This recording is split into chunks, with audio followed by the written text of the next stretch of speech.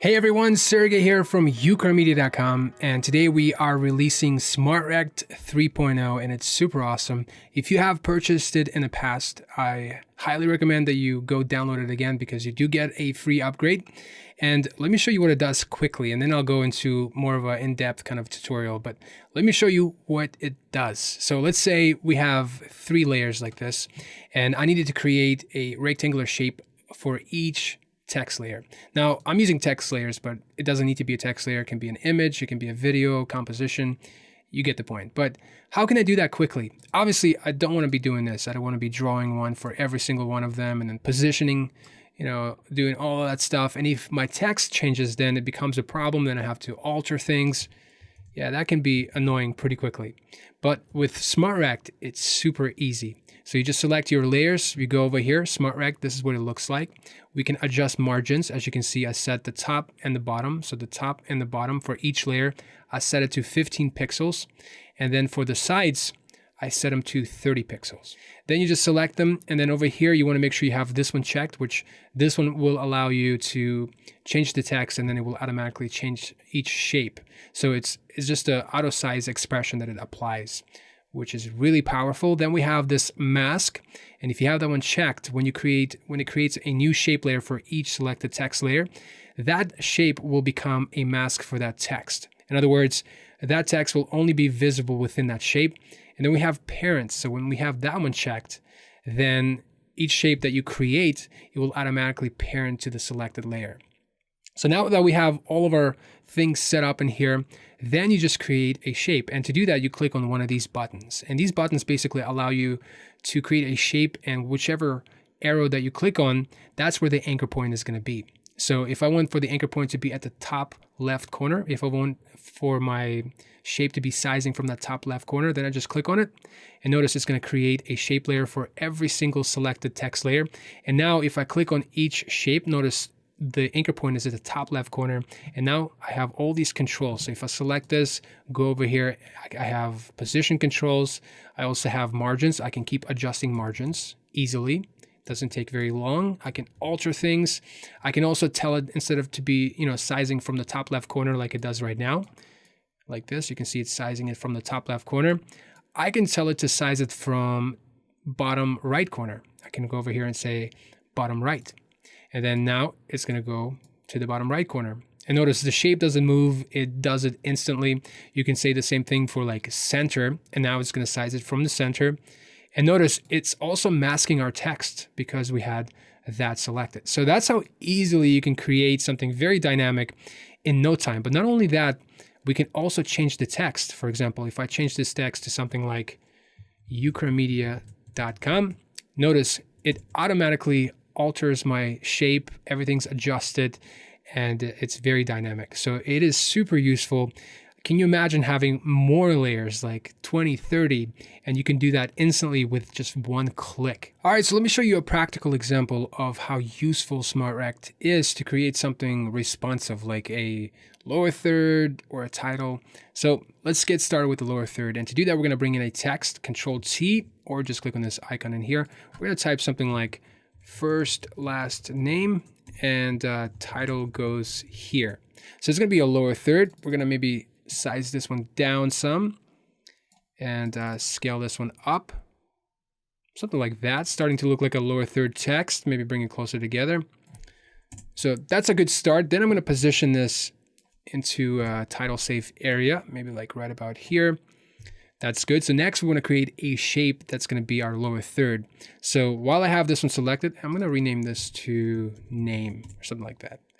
Not the best at naming things. So I'm going to go to smartREKT and we're going to play around with these options in here. So the first thing I want to select or check is this auto size code, because we do need this one for our shape to automatically size to the text. So whatever we type in a text, I want for the shape to automatically resize. And that's what this feature does. So you make sure you have this one selected. And then this mask feature, basically what it does, whenever you create a new shape, the new shape becomes a mask for this text. And what I mean by that, this text is going to live within that shape and that shape becomes its mask. Pretty straightforward, but you'll see here in a second. And then we have this parent feature, which by default, that one is selected. And what it does, the new shape that you create will automatically be parented to selected layer or layers if you have a bunch of them selected. So that's what I'm going to do up here. And then down here, we're going to adjust our margins. Basically, the size, that doesn't matter because the size will be determined by whatever we have selected. Then we have margins. So for the top and bottom, so we're going to add some spacing in here. So we're going to add some padding. I'm going to say, let's do 30 pixels for the top and then 30 for the bottom. So 30, 30. And then on the sides, let's do something like 60, double of that. So for the left side, we're going to do 60. Right side, we're going to do 60. And by the way, if you want to reset these, you can quickly click on here, boom, and it resets it. Okay, so now we have everything ready to go. The next thing you want to do is obviously select your text, or if you have a lot of them, select a lot of them. And then you get to decide where you want the anchor point to be. So the anchor point you're setting is for the new shape. So you can put it top left corner, bottom left, but I'm going to go with bottom left actually. Bottom left, as you can see, it creates a new shape, puts it right underneath our text. It parents it. It does apply a mask to our text. In other words, now this shape becomes its mask, which is good. And we're good to go. Obviously, you know, if you click on this shape that we just created, we have some options. As you can see, everything we typed in here is in here as well. So we can adjust our margin after we create it, which is good. Very useful. And then position, you can animate it in here, or you can do it in the timeline. It depends on how you want to do it. And then we have anchor points. So right now, notice we have X scale and Y scale.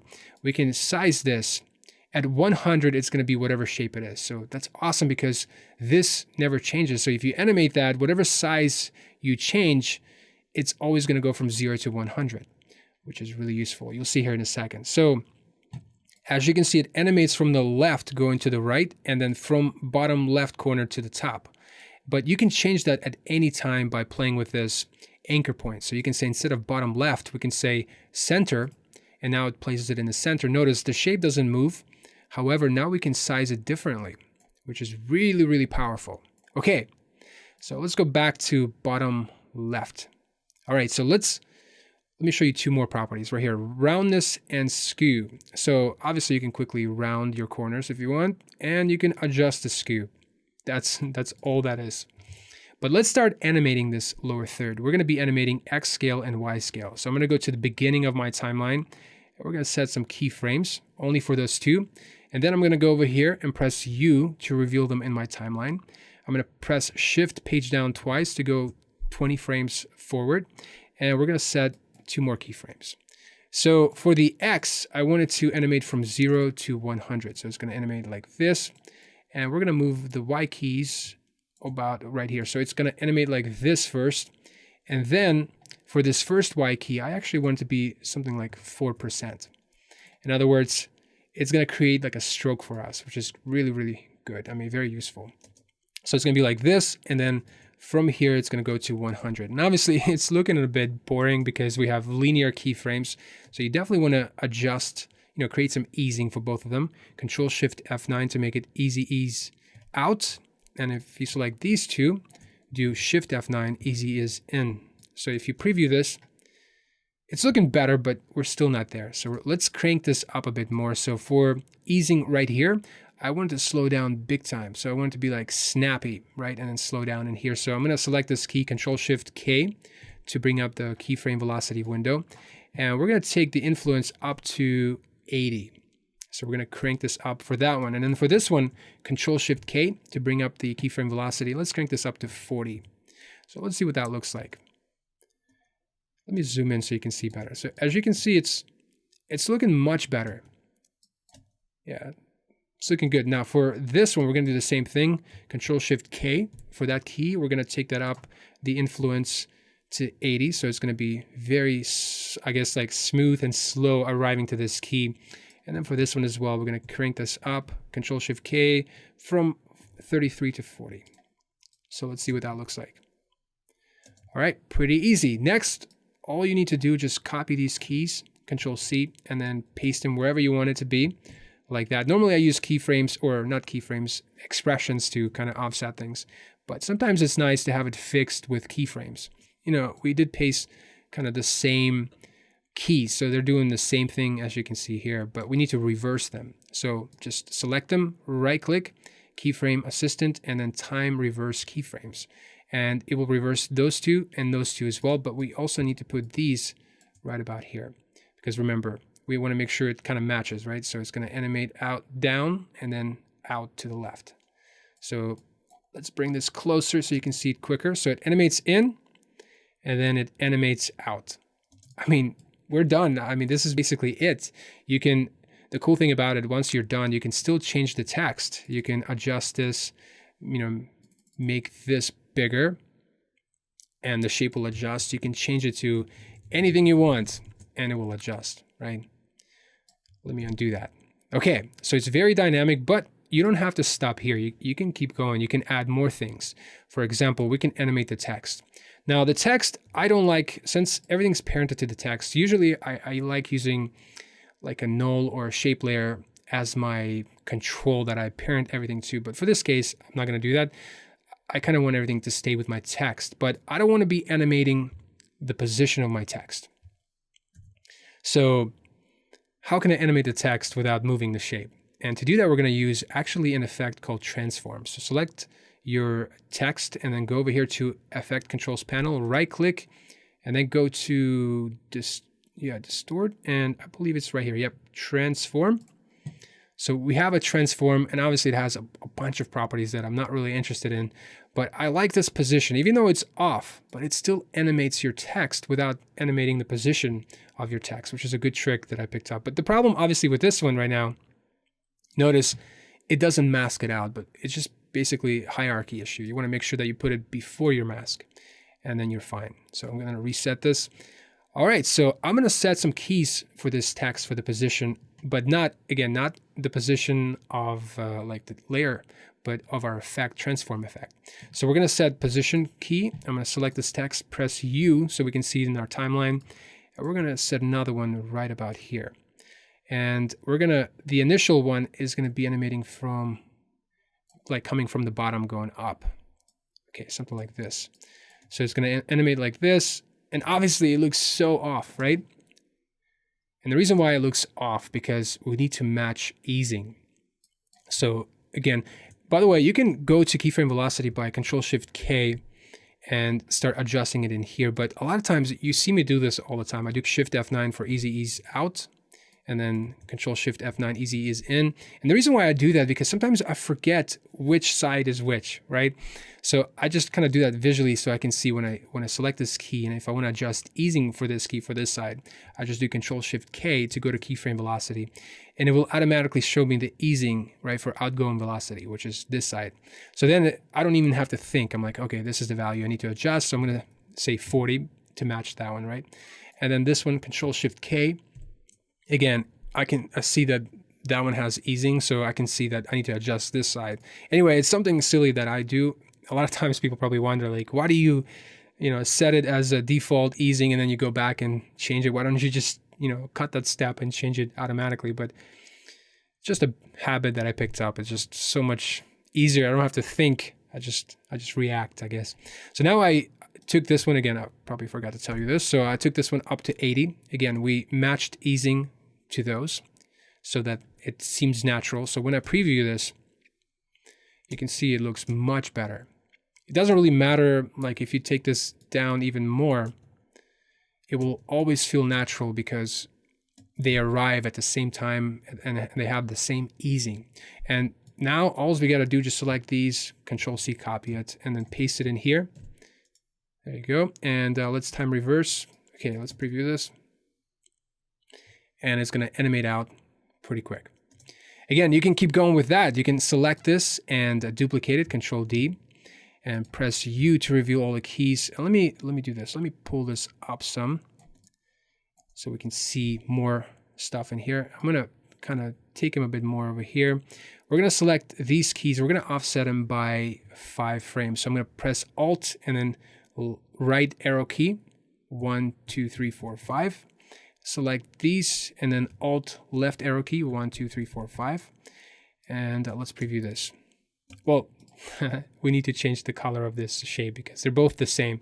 So I'm going to change it to something more bluish or something like that. Okay, let's preview this.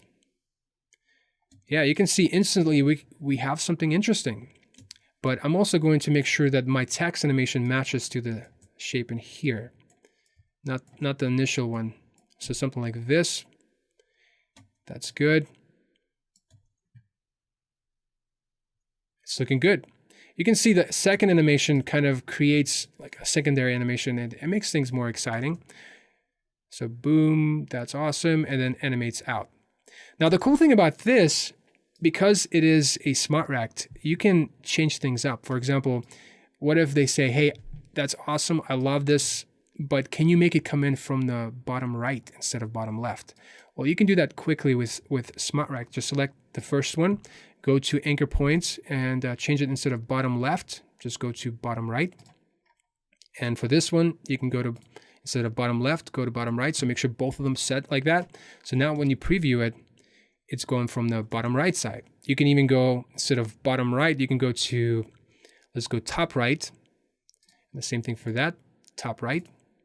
And again, you can create interesting looking things. I mean, it's really cool. You can even adjust these, right? You can select this key and that key and kind of, instead of going down, you can push it up to where it animates from the top. You want to make sure it matches the movement, right? So now you can see it gives you something unique. You can maybe tell it to go from the center. So like that, center. Again, smartREKT gives you a lot of interesting things. And that's why I wrote this script, because I would create these templates so many times, like it's such a repetitive thing that I got tired. I'm like, listen, I don't want to be coding every single time. I want to create a tool that can get me there quicker. And that's why I created smartREKT. All right, so here we go. From the center, it's looking interesting. Now notice the text is visible in the blue and the orange. Now I can go to my text mask right here, and I can tell it, instead of selecting this 3.0, that one, right? I'm going to say I want it to be only visible in the orange one, right? So I'm going to select the text, and I'm going to set this to the second layer, this one right here. So now you can see right away, it's no longer visible in the blue one. And yeah, it's working well. So we have a lower third we created pretty quickly. I can select this, change the color to something yellow so we can kind of stay grouped, kind of know what's going on. And let's do this. So now, because we animated the text and not the position, like the text effect, right? The using transform and not the position itself. So position doesn't have any keys. So we can easily select this text and move it around everywhere. We can align, go to align and center it on the X and the Y. And maybe we can increase the size of the text. And by the way, I would never, dealing with text, don't scale the scale more than 100. I would keep it always at 100 to be consistent, because then when you scale it, the pixel size is off, everything's off. I highly recommend that you don't do that. So then you can scale it, maybe make it big, and this one as well. So something like that. Lower it some. Let's actually select the text. Let's go to paragraph, justify to the center. Notice when I'm changing the text, the shape stays with the text, which is really, really powerful. And now I can select the text and go to align, and let's align it to the center. So again, this could easily become like a title. You can even go further than that. You can say, hey, we can still adjust like the margins top. We can maybe take it up to like 45. Well, not that one, not the orange one, but the blue one, the one that we can't see. So if you take it up to 45, and this one up to 45, so bottom and top, notice it creates like an interesting stroke, which is really cool. So now it gives us something unique. We can change the color of it at any time. We can take it to, I don't know, maybe yellowish, something like that. Anyway, pretty cool. Instead of maybe orange, we can take it to purple-ish and create something unique. So again, all of that is automated. It's responsive, but we can keep going with this. Let's do this. Let's animate something in the back. So we're going to bring in like a shape that's the size of our composition. And to do that, we're going to use smartREKT. So let's go to smartREKT And this time I'm going to clear everything out. We don't need padding. And the size, if you set the size X and Y to 0, it will automatically give you the size of the composition. So if I create, if I have nothing selected, and if I click on the middle right here, it's going to create a shape that's the size of my composition, and the anchor point is set in the center. So notice I can adjust the size, or I can adjust the scale, right? So then I can take this layer, put it at the bottom, and select this one, press U. We have already animated the X scale, so I can select this property, press Control C to copy all of these keyframes, and then I can select this, press E to reveal the effects in my timeline. And let's go to X scale. Let's take, go to time and make sure time indicator is at the beginning of your composition or of your timeline. And we're going to select this and press Control V and paste our keys. So now notice, because our keys were animated from 0 to 100, it's universal. It'll work like that everywhere. So if I preview this, now you can see this orange shape kind of animates things in. I can duplicate this orange shape again, Control D, press U to see all of my keys. Let me kind of gain some real estate here. So we can offset these, Alt right arrow key 5 times, 1, 2, 3, 4, 5. And the same for this, Alt left arrow key, 1, 2, 3, 4, 5. And for this one, let's have a different, for the bottom one, let's have a different color, maybe yellow. And for the top, let's do something more dark, like black. Okay, so let's preview this. So you can see, that's really cool. We created something unique, right? Boom, animates in. And again, we can change the text to anything we want. We can say something like ukramedia.com, and it's responsive. It gives you something unique instantly. All right, well, that's the end of this video. I hope you were able to see how amazing and how useful smartREKT is, because let's face it, it's a time-saving tool. And that's why I wrote the script, because I got tired of coding things manually over and over again. And this tool will definitely speed up your time, not only when you create elements and templates, but also when you do revisions. So it's definitely a time-saving tool. You should definitely check it out at ukramedia.com/smartrekt. The link to that is at the bottom of this video. But in the meantime, my name is Sergey Prokhnevsky, and this is ukramedia.com.